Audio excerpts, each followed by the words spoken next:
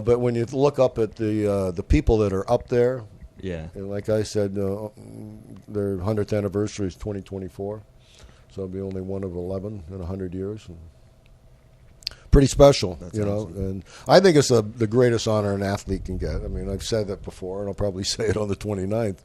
Not just in the Hall of Fame or any other awards that you might get. Yeah. Being named co-captain in '85 with Ray is a great honor for a player as you're playing.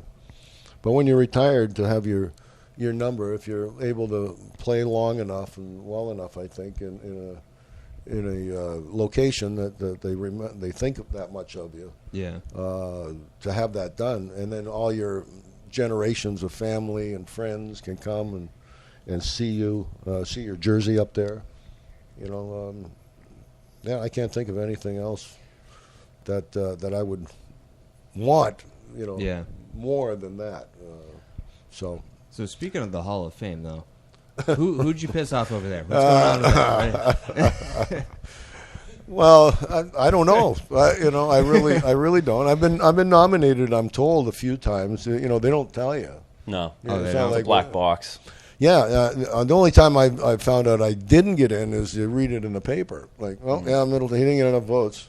Really. You find out they a don't lot call about you up yourself saying, by you reading got the paper, nominated, huh? sorry this time. Nobody calls you. They just, No. just read it in the paper. So, and there's no limit to how many times you can be nominated. There's no senior category or anything. Can you put yourself in for a nomination, Gary Bettman? I'm not really sure about No? that. No. But I certainly have enough friends that could. But doesn't mean I'm going to get in. And then I'm not even sure of the voting. I think they have like 18 people on a board. I'm not sure how they get on the board. And then they have to vote for you and have to get enough votes. And, there's more than three, I think. They put about 3 players in a year. Yeah. But I think more get nominated. So somebody's going to have to be out. And I just haven't got enough votes. I was a plaintiff in a lawsuit against the NHL in the early 90s, and Alan Eagleson, back in the days when they were finally getting rid of Eagle. And it didn't get a lot of press. Was he your agent, too? Yeah. I had Al my first 8 years. I'm so sorry to say. But in those days, I mean, he had Bobby, and he was the head of the union, and who else could you trust, right, than the head of your union? That's it. And I was a Toronto boy, and a first-round pick, and I went after Al. So, not that he didn't get me some pretty good contracts early, but we all know what happened. I'm not going to get into it, but so. The lawsuit, whether that plays a part or not, they have long memories. It was, almost 30 years ago. So I think they need to get over it. So, it is what it is. I mean, they say the Hall of Fame isn't an NHL-owned, thing, but I'm sure there's influences there. So There's lots of guys that in the Hall of Fame that don't have their numbers in the rafters, like you just touched on. So yeah. Well, I think timing is part of it. Certainly, yeah. And who maybe nominates you. yeah. I really do not know how it works. I remember going to the old Hall of Fame as a kid at the Canadian National Exhibition. That's right, yeah. You were going down there to CNE in Toronto. And it was pretty pitiful compared to a bunch of sticks and jock straps. That was about it. Sweaters. But I was such a huge Leaf fan in the 60s because they won 4 Stanley Cups, so I knew there was only 6 teams, so you knew everybody's name. Yeah. And I'd go over there at the Hall of Fame at the CNE and every year and check it out, So, yeah, it would sure be a great honor to get in, but but I'll tell you, if I don't, I can die a happy man that this is happening, honestly. Yeah. I mean, you guys being like former players, I don't know how you feel about them, but I'm so pissed off that Gary Bettman got in.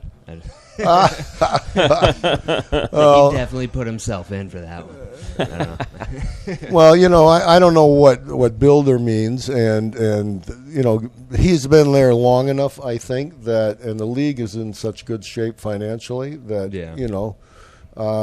I haven't been a big fan of his about certain things.